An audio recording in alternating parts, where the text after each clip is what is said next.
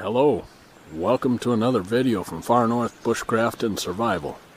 My name is Lonnie, and I'm glad you could join me. Have you ever thought, if you ever get caught out in the woods and without shelter or fire or whatever, you thought, well, I can handle it. I can put up a shelter and I can build a fire and I'll keep warm. Well, have you ever tried that? Have you ever tried keeping warm during the night by a fire? If you have, you've discovered that it's a lot of work. You don't get much sleep typically, and it takes a lot of wood, and invariably one side of you is going to be warm, one side of you is going to be cold, unless, like we said earlier, you do have a shelter. Well, I'm gonna attempt here to help you out with that. This video is going to be about a long-term fire, how to build it, how to make it, and so that it will last most of the night, if not all of the night, with very minimal maintenance. Okay, let's get started. Alright, for this fire, the kind of a rule of thumb is you need a log. You need logs that are as thick as you need them to last. By that I mean, okay, if you need the log to last, your fire to last, say 8 hours, you're going to need logs that are approximately 8 inches thick. 10 hours, 10 inches thick. That's a rough rule of thumb. You know, it depends on the temperature, of course, outside. It depends on the wind, how much breeze there is. It depends on a lot of different factors, but that's rough. So what we're going to do is we're going to get us a tree about 8 inches thick, and here's my helper coming up to help me. That's Buck. And like my good friend Mike Barton from Bushcraft Bartons, I highly recommend you subscribe to his channel if you haven't already. But one thing he mentioned in one of his recent videos is how you know a dead tree is by the bark. Often a dead standing tree, they typically start losing their bark, and that's what we're looking for here. So cut you down a dead standing tree, preferably. Now if you can find some like these over here that are well off the ground, they might work just as well, though a dead standing tree is typically drier. So you cut your tree, and another rule of thumb for this fire is for every person that's going to be using the fire, you add an axe handle length. So we'll just call that roughly 3 feet. So if you got one person, you'll want logs 3 feet long. If you have 2 people, you'll want logs 6 feet long. Alright. Now you're going to want to shave a flat spot off of each log. Just all the way across.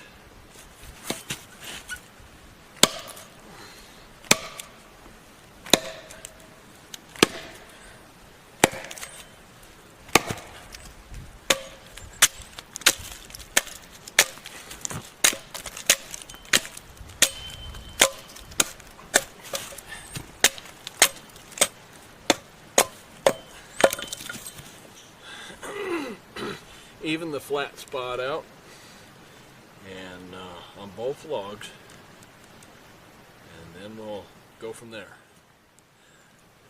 Okay, these logs are pretty much the way I want them. I forgot to add, you need 2 logs for this fire. That's all you need. Now, after you've got it pretty well flattened out like you want it, go ahead and rough it up. Go ahead and put some chops into it.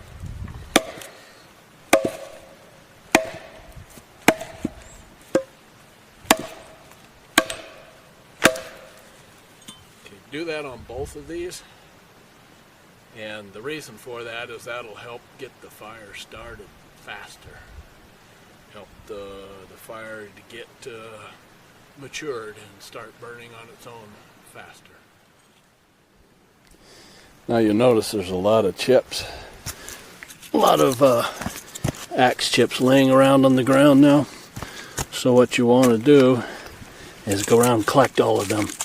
Keep them safe, keep them out of the moisture.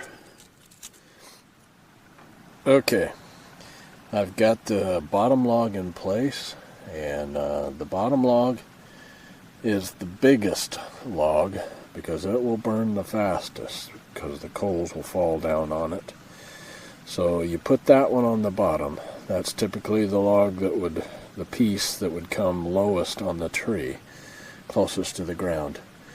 Now, of course, you put the flat spot that you flattened on it, you put that up. And I've started, I've laid a layer of birch bark on here, and now I'm starting to lay a layer of spruce twigs. I'm gonna lay those all on here, and then I'm going to put a little bit bigger twigs, and then I'll use the wood chips that I've got saved here on top of that. Once I've got all that in place, then I'll put the top log on, and as you can see here, I've got some spacers. Those are green spruce, live spruce that I cut to space the logs apart initially. Alright, I've got birch bark on the bottom and the fine spruce branches on top of that, and then I've got the wood chunks on top of that. So we're ready to put the top log on now. And you want to put this, like I said, put this flat side down.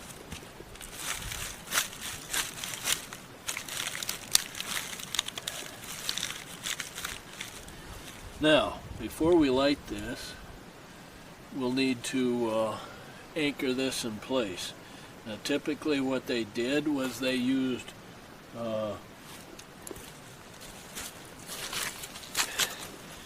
they would put stakes in here of green wood.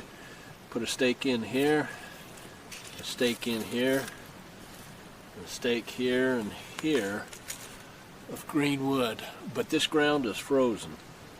So what I'm going to do is I'm going to do a more modern method, which has gained popularity in recent days, and that is I'm going to lay a pole on here and nail it down, nail it into the top of the top log here.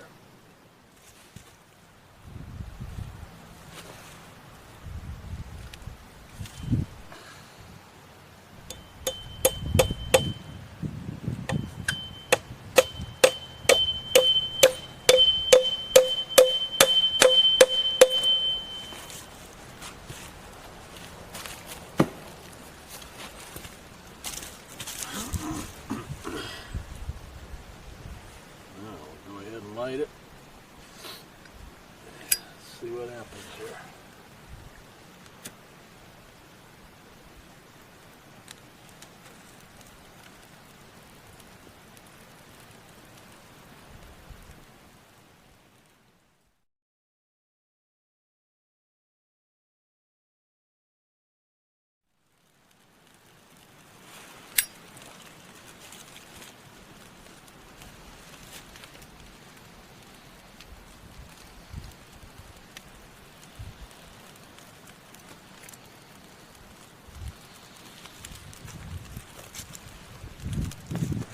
Okay, I might add that this was a green pole that I put on top of here.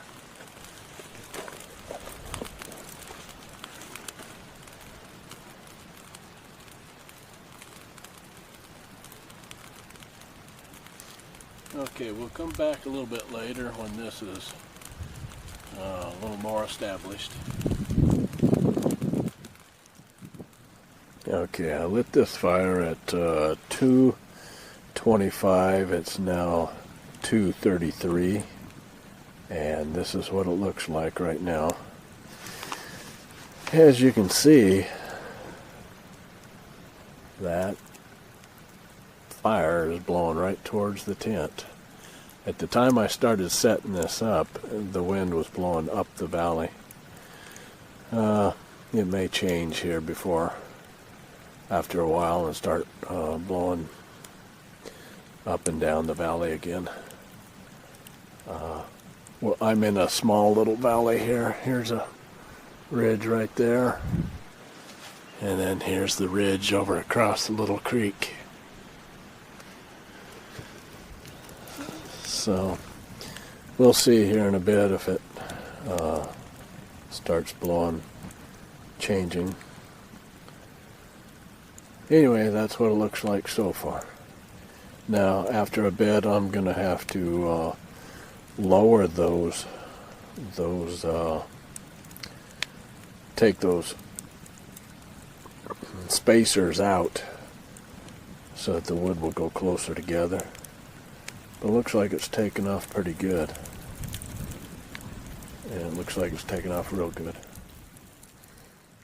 Okay, I've added some more the rest of the wood chips in there. Try to get some more coals built up. Now, this is not a high volume fire. It's not gonna do a lot of flaming. Once it gets established, it's going to be just little tiny licks of flame up the side, and that's about all. That's how it lasts so long. You know, it is now 2:52, and I lit this at 2:25, I believe.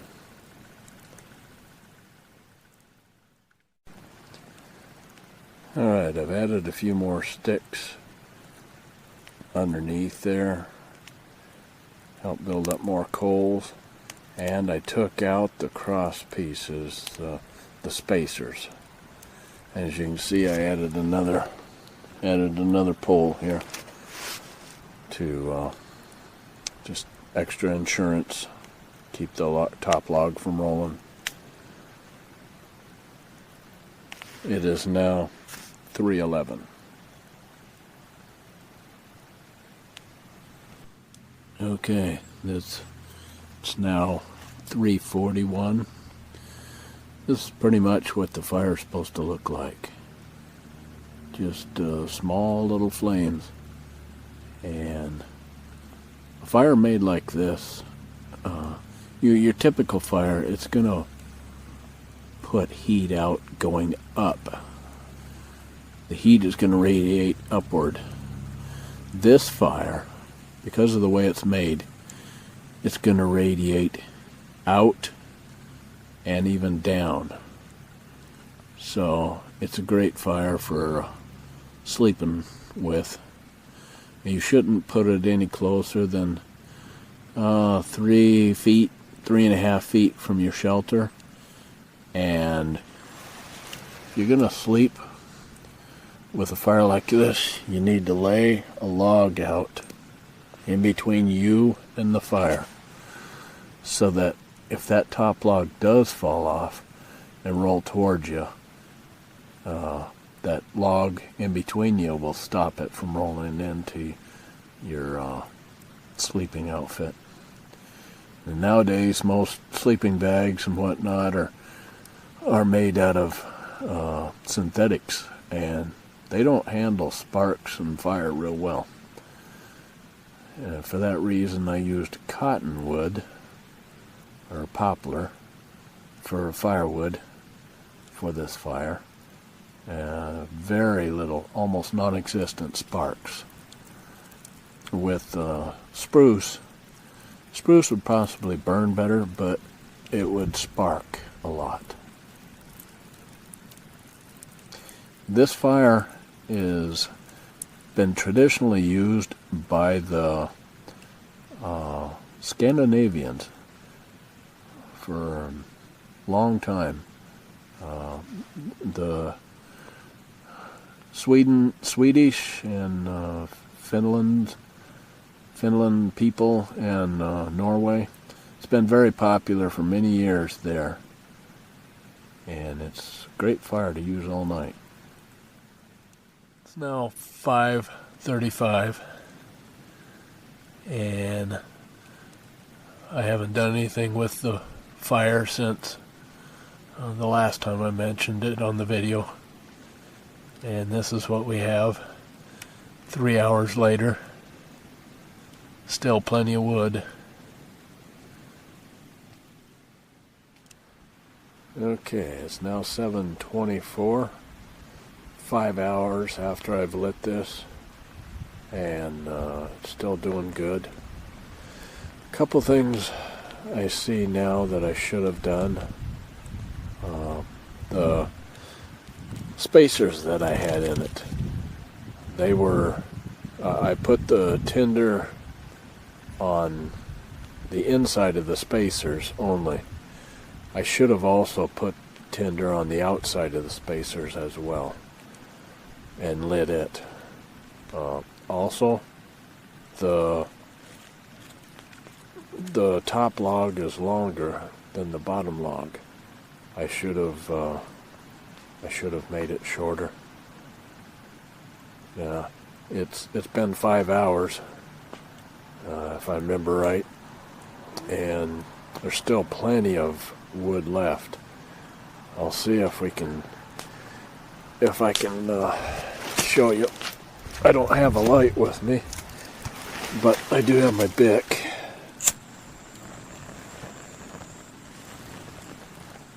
So there's still plenty of wood left.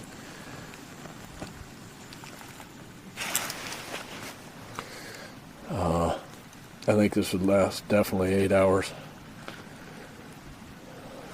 So I'm gonna shut the video off now and head for home while I still got light enough to see, so I don't trip and stumble.